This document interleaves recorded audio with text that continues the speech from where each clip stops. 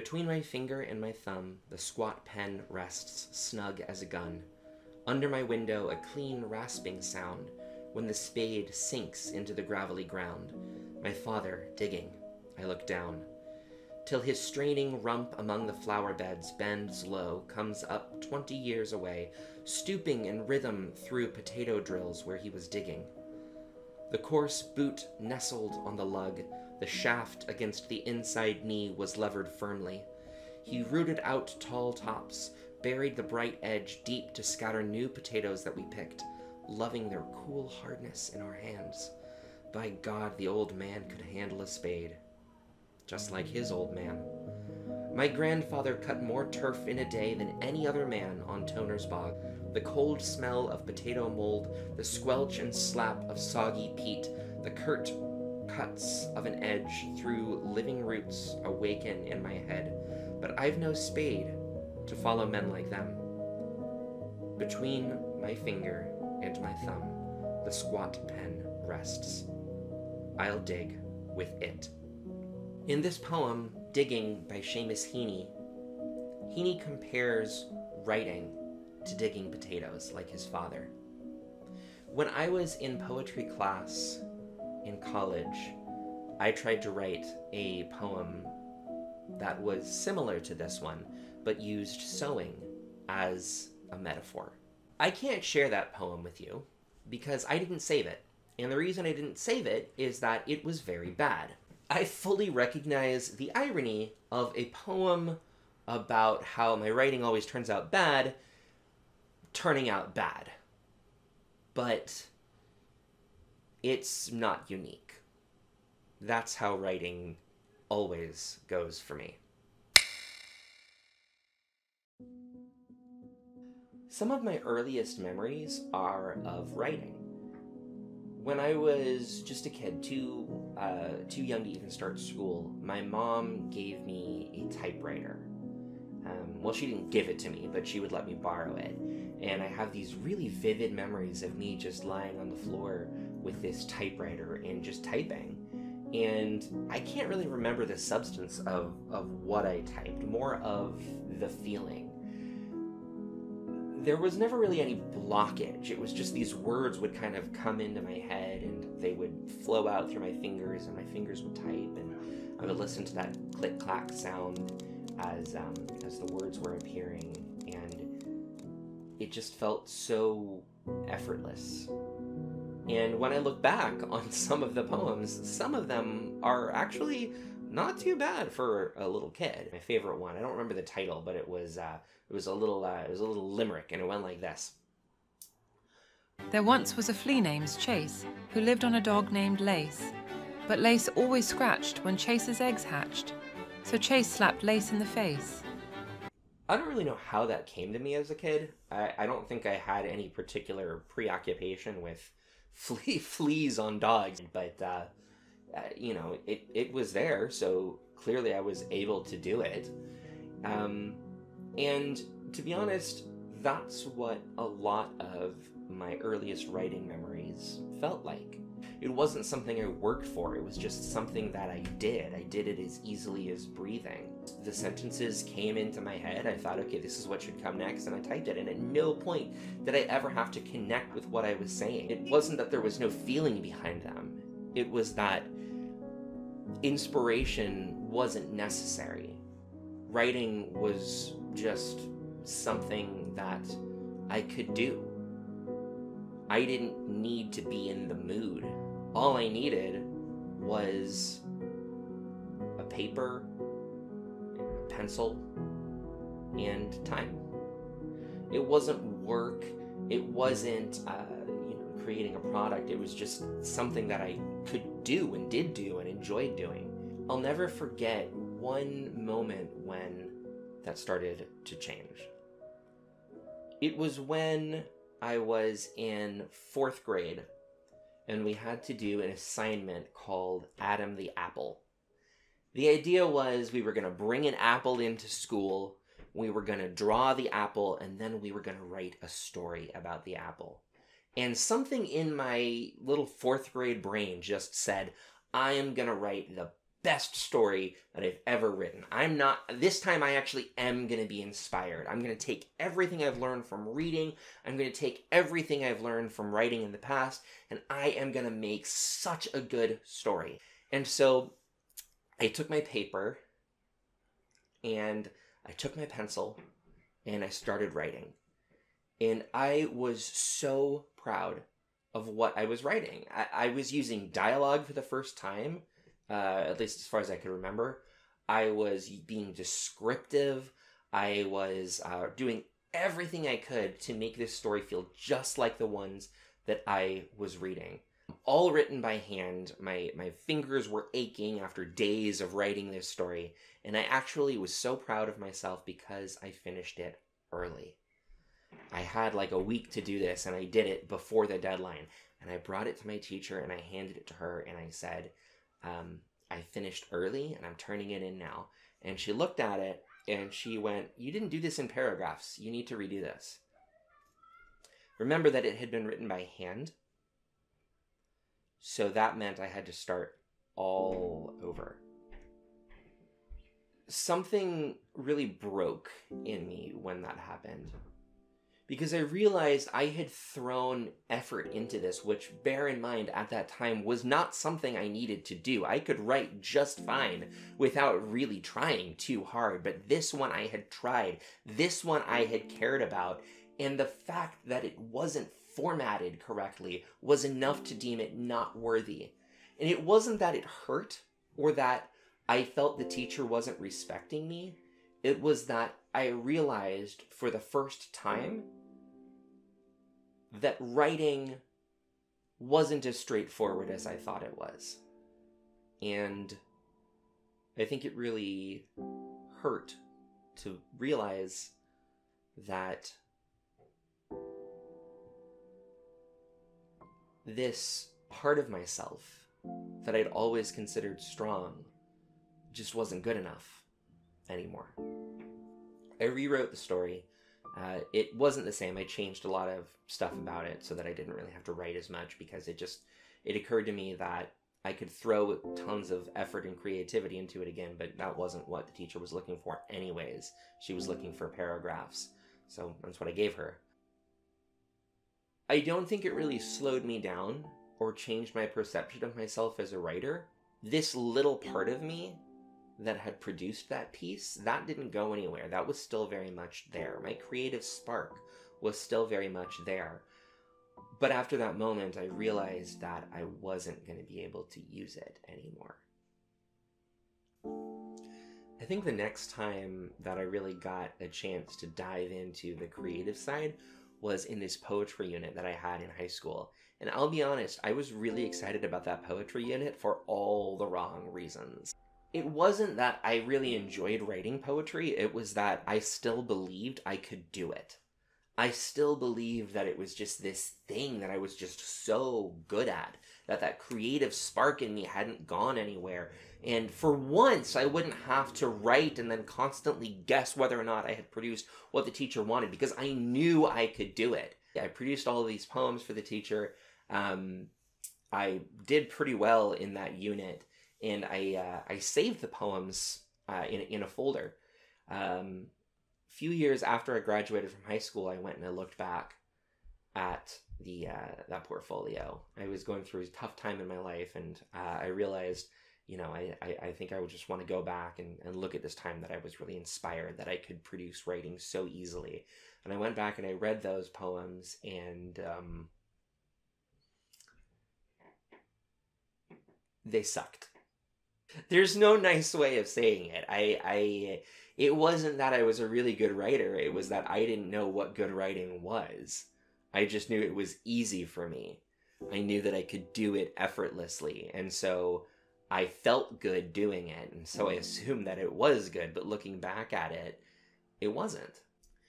I remember the first time that it really hit me. It was when I was in high school, but it was not the same time as I was doing that poetry unit. During that poetry unit, I still thought the creative spark was strong. I still thought that my inspiration would never dry up. But the following year, I had a friend, his name was Antoine. He's actually huge on YouTube now. But when I knew him, we were just a couple of high school kids, and he was making movies. He actually made a lightsaber battle with his friend, and it was really cool. It was really, really good. And then he set out to make a sequel. And one of the first things that he did for this sequel was he had sort of what you might call the villain of the piece deliver this monologue. I still wonder why it is you defeated me that day. I've been able to vanquish everyone but you. But soon, that will no longer matter. He showed the monologue to me. That was one of the first things he'd done. He showed it to me, and he said, hey, I did it. And I, not really understanding what was about to happen, said, hey, I have a very creative mind. You hand it to me. I'm going to rewrite it. And I'm going to make this monologue everything that you need it to be. And so he handed it to me, and ideas were popping into my brain about how great I was going to make this monologue. And I took it, and I took my paper and pencil, and I set pencil to paper. And for the first time ever, nothing came out. And that feeling of blockage, that feeling of not being able to reach what I needed to reach, was one that I would become very familiar with in future years. People tend to look at successful writers who are getting their books published and maybe even doing well financially, and think that they sit down at their desks every morning feeling like $1 million, feeling great about who they are and how much talent they have and what a great story they have to tell. That they take in a few deep breaths, push back their sleeves, roll their necks a few times to get all the cricks out, and dive in, typing fully formed passages as fast as a court reporter. But this is just a fantasy of the uninitiated. One writer I know tells me that he sits down every morning and says to himself nicely, it's not like you don't have a choice, because you do. You can either type or kill yourself. I can relate. There was this one episode of the show Daredevil where the writer, the journalist in the show, sits down to start his article, and he writes exactly the way that these imaginary writers who type fully formed sentences write. Men like him, men that want to control our city, our lives, fear the light and what it reveals. This man must no longer be allowed to operate in the darkness. There was a time at which I would have thought it should be that easy for me, but now I know it's not. It's never that easy. There's a much better depiction of what writing is actually like at the beginning of the movie Starting Out in the Evening, starring Frank Langella.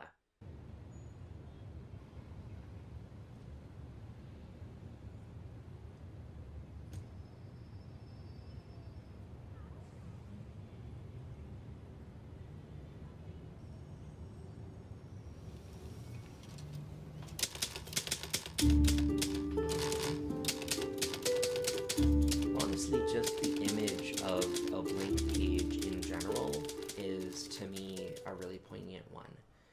Because every great work was once a blank page. The Odyssey was once a blank page. The Hunger Games was once a blank page. Harry Potter was once a blank page. Every story or poem or book you've ever read all started out as a blank page.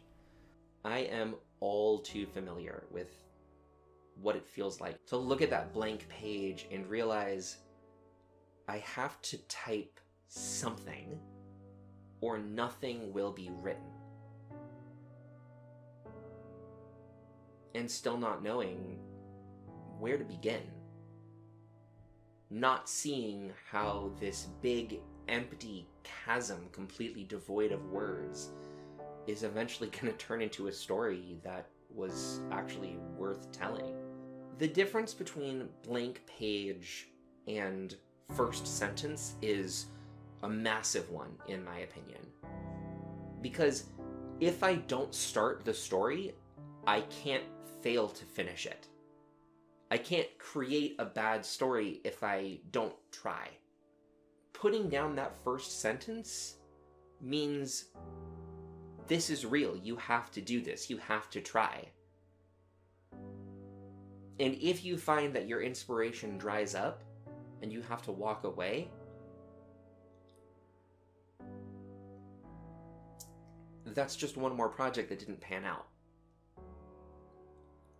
One more piece of evidence that you can't do it. And so having that idea in your head and then looking at that blank page and realizing you have to start somewhere, this has to stop being an idea if you want it to exist,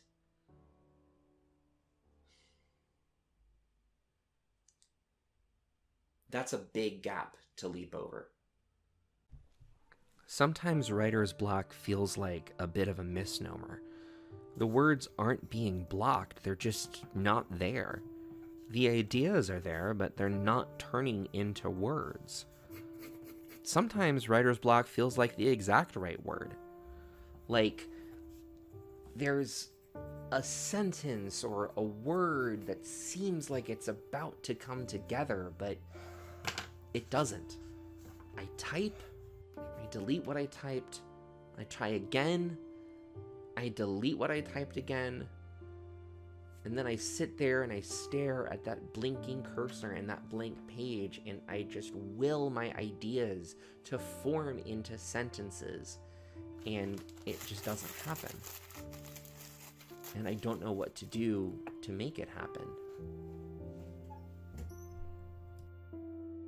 It honestly sometimes feels like nobody should be able to do it. And yet, people have. Books get written, stories get told. And I would know because my sister was one of the people that made that leap. My sister wrote a book. I'm not going to share any details about it because she's still trying to get it published. And I have actually not read it because I believe that she will get it published, and I want to read it then, when it does come out. But I'm not sure how it happened. Someone so close to me, someone born to the same parents as me, my blood relative, leaped over one of the biggest cognitive gaps in the world. She went from blank page to finished story. Not just first sentence, finished story. So why can't I? It's not like I haven't tried. It was in my last year of high school that I had the realization that I really wasn't as good at writing as I thought I was. And yet, one of my earliest attempts to really create something that I was proud of happened shortly after I graduated from high school. I was going through a tough time. I just had a lot of emotions kind of roiling around inside of me. And I remember it was actually on a trip to Michigan, to my grandmother's house, that I felt this weird inspiration. It wasn't like anything I had really dealt with before. It just kind of happened. I didn't ask for it. I didn't try to draw on it. It just happened. As I was laying in bed at 1 a.m, thinking about everything that had been going on in my life, the ideas started to form themselves into words. And the words started to form themselves into lines. And I realized this is a poem that wants to come out of me right now. I literally can't sleep because this poem won't stop going through my head. And I wrote it down, and I was really proud of it, to the point where one day our family went to the mall still while we were visiting Michigan. And I picked up a journal. And I wrote down my poem. I could have sent you happiness and made your tears run dry. I could have sent you joy and love each time I saw you cry.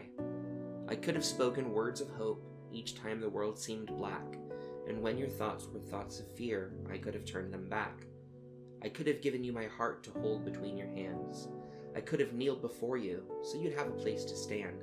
And all those times you pushed me back, I could have pulled you in. And all the times my gestures failed, I could have tried again. And every time you broke my heart, I thought it couldn't mend, I could have picked the pieces up and started in again. I could have suffered all the pain and hurt you through at me, and been with you instead of where you told me I should be. I could have given you my life. Was that my duty too? I could have taken all I had and given it to you. I could have sent you everything to try to make you smile, then sigh and frown and say to me it lasted for a while. And when you finally shattered me and broke my very soul, I could have left the pieces so that maybe you'd feel whole. I could have lived your life for you in hopes that you would stay. But I've got my own life to live, and yours you gave away. It's not really the quality of this poem that I was proud of. I think it was more the fact that I now knew that little spark of inspiration. That spark that I had thought was either gone or maybe still there but not of any use anymore. It was still at work inside of me. But I couldn't make it come out anymore. I think that's the reason that I gravitated towards poetry a bit. Because it's just a short few lines and then you're done. The idea of trying to keep the inspiration, of trying to keep the spark with me through an entire story or book or novel, I guess book and novel are the same thing, it just didn't feel like it was something I could do. There was no way I was going to keep that inspiration for that long, because it only showed up when it wanted to. I couldn't force it anymore. Writing wasn't like breathing the way that it used to be. And I tried many times to make it happen. One time inspiration struck me was when I was in Spain for a month studying Spanish. I had bought this notebook for my Spanish exercises, but one night I had a dream. It was a story about this kid, or these two kids, who one of them, the little brother, is going off and visiting this kind of world of imagination. It was a very Narnia-esque type of story. And I just thought, this is really cool. This is really beautiful. And I decided to write the story with my notebook that was supposed to be for Spanish exercises. But I decided I was going to dedicate a few pages to trying to make this story come to life. And it really felt great when I was writing. It felt like, man, this picture I have in my head, it's finally coming to life. Unfortunately, it did not turn out well. But at least it was an attempt. I don't know what portion of this I'm supposed to read. It's not good. I don't know what it was that caused me to snap at that moment. He'd been testing my patience since the beginning, so I truly don't know why I couldn't have held out even a little longer. His voice was more pleading than ever, and his whole body was trembling, but these things didn't seem to affect me. All of it gathered up inside me right then. My ruined plans, the uncomfortable way I was sitting, my brother's constant nagging persistence, all of it welled up in me and hardened around my heart like a brick wall. No, I gave my answer. His shock was almost palpable. Please, just one more time, please, please try again. His pleas fell on deaf ears. No, I stated again, more firmly this time. As I opened the door, I've had enough of your stupid games. I regretted the words as soon as I'd spoken them, but it was too late. There was no going back. I whirled around on my heel to respond to whatever plea was to come next, but I was met with none. I instead found an image I wasn't prepared for. My brother, crouched up against the back corner of the crawl space, with tears cutting tracks through the dust stains that now covered his cheeks. His eyes weren't begging anymore. They didn't implore me to get back into the darkness, nor to engage in the games that I, for some reason, found so detestable. They didn't tell me they needed me, or express any kind of longing. Now, those deep brown eyes, glimmering with tears ready to be cried and swollen with ones that already had, simply gazed up at me and asked, why? I don't know, I guess that's the least worst part of it. It's a little weird going back into that story. I mean, it was supposed to be the beginning of something much longer. But the more I wrote, the more I realized I had no idea what I was doing. Little pieces of inspiration had visited me. Some sentences that I had thought of seemed like they would be right for this story. But the full story, it just never came to me. And I stopped trying. I haven't added a single word to that story in over 10 years now. It felt like there was so much creative energy that went into starting it, and it petered out so quickly. I mean, maybe a week or two of me adding little bits to this story every once in a while, and it brought me joy when I did it, but the more I did it, the less joy it brought me until I realized I don't think I want to do this anymore. And I didn't. And that's a story that'll never be told. And honestly, I don't think the world really needs it. I mean, you've already got the Chronicles of Narnia. You don't need my knockoff version of it. I think as long as I didn't have much of a story to tell, the idea of not writing didn't really feel wrong or bad in any way. It felt like it was a person who didn't know how to write, not writing. That changed one night when I had a dream. I don't generally look to my dreams as a source of inspiration for stories. Although I had one other time. I already told you about the time I was in Spain, and that dream came to me that I wrote a story about. But that was different. That was a dream about one short passage of a story. This was different. In this dream, the story came out fully formed. The words of the story were actually being told to me. And it was not the kind of story that I would usually write. This one was a strange blend between sci-fi and personal growth.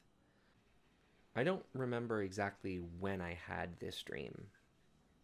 It was several years ago. But I remember what it looked like.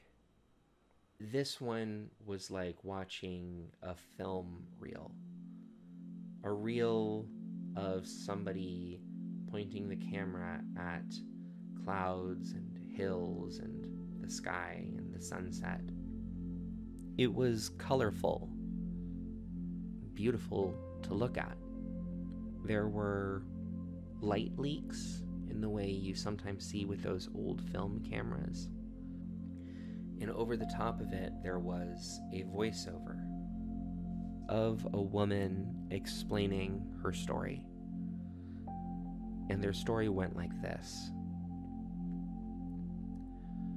She was one of a group of artificially created humans. They were grown in a lab without parents. and they were experiments. But they were treated well. Their childhood, even though it took place in a lab, was normal. They loved each other. They loved the scientists in the lab. And when they turned 6, they were released to the outside world to begin the next phase of the plan, which was to see how they would respond to life outside of the lab. I don't remember the exact words of the voiceover, but I do remember her talking about the struggle to rectify her own experience with that of the normal humans around her. She didn't know if the life she was living was the life being lived by her classmates and her adoptive parents and her friends. And that was the reason that whenever this group visited the lab again for checkups, it always felt like a family reunion. They loved each other. This one huge part of their identities bound them. But as they got older, they began to drift. Life took over, and they weren't as close as they once were. So, on one of their visits to the lab, they decided to plan a campout. They were going to go out into the world together and just be with one another in nature and reconnect. But on this camping trip, disaster struck. They had been swimming in a lake when a storm rolled in. It was strong, and they were fighting for their lives. One of them seemed like they were about to drown, and all of them had to work together to save this person. Afterwards, though, all of them began to experience what they referred to as glitches, time skips, blackouts, memory loss. They called up the lab and asked what was going on, and they came in for a checkup together. That was when they discovered some difficult news. I don't remember the exact words of the voiceover, but I remember her general descriptions of what the scientists had said. Because this was the part where the words became the clearest and the most beautiful in the entire dream. It's like we were clocks.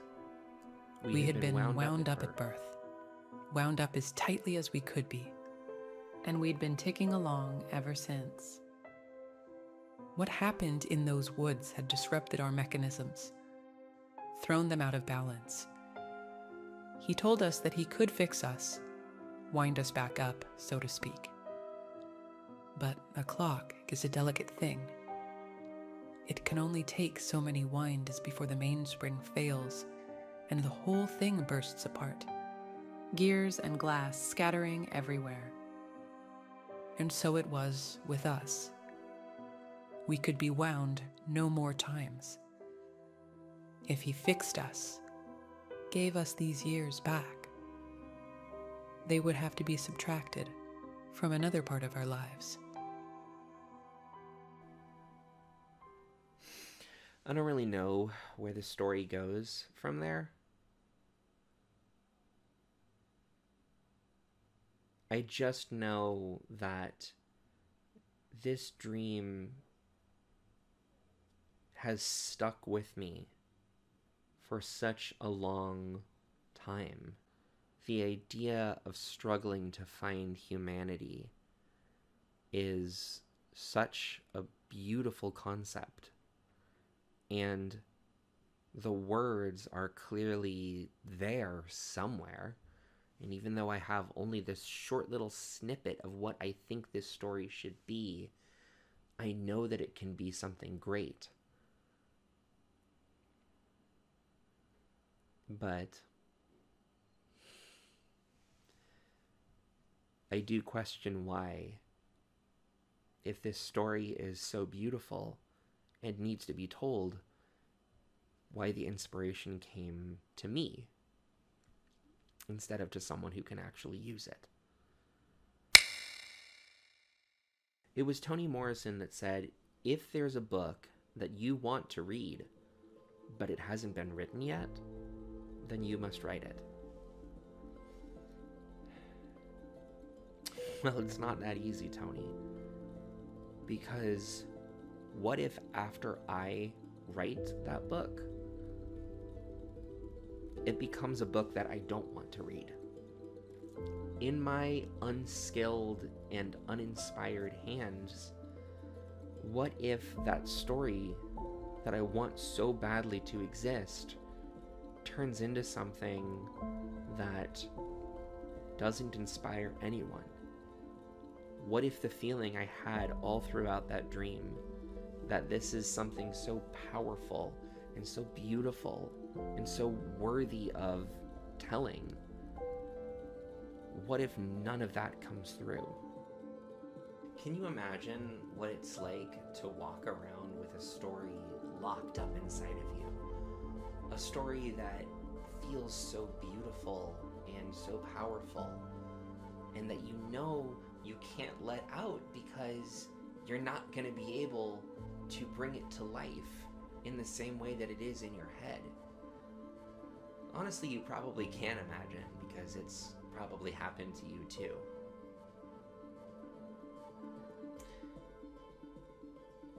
And it makes me wonder whether the answer isn't to just do it. To just not be afraid of creating something that sucks. Because at least I've created something.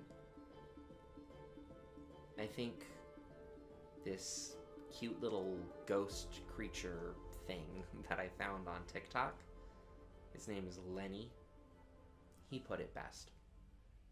Hi. You know when you have an idea and it starts out as this exciting little cute little seedling in your brain?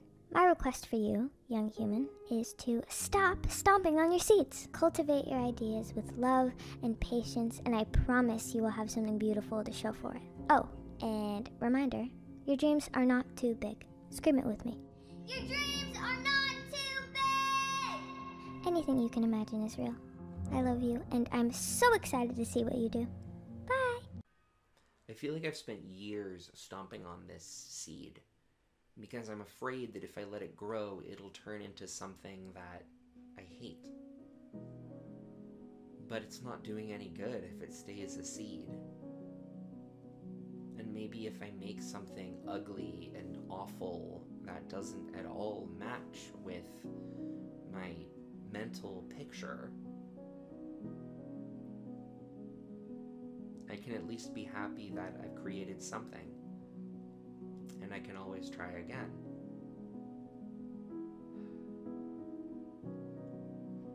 I guess that's the answer, but it's also easier said than done. So I'm gonna make a commitment. Right now, on camera, I'm gonna type the first sentence of that novel. And maybe I'll change it, maybe I won't. But at least I'll know that I started it. And I guess for now, that first step is enough.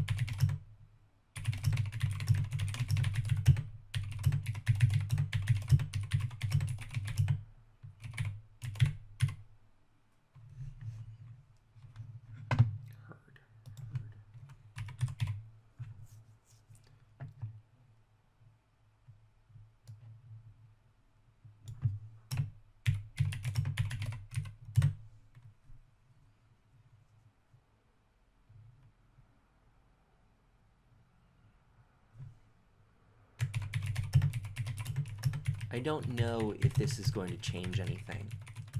I know what I hope it's going to do, but I don't know if I'm going to write this sentence and never bring myself to touch the document again. If I'm going to finish the first page or the first chapter, but not be able to move beyond that. I don't know if this is going to be the very beginning of what turns out to be an entire novel that no one likes, or an entire novel that people do like, or the only novel I ever write. But I know that it's something, and something is better than nothing.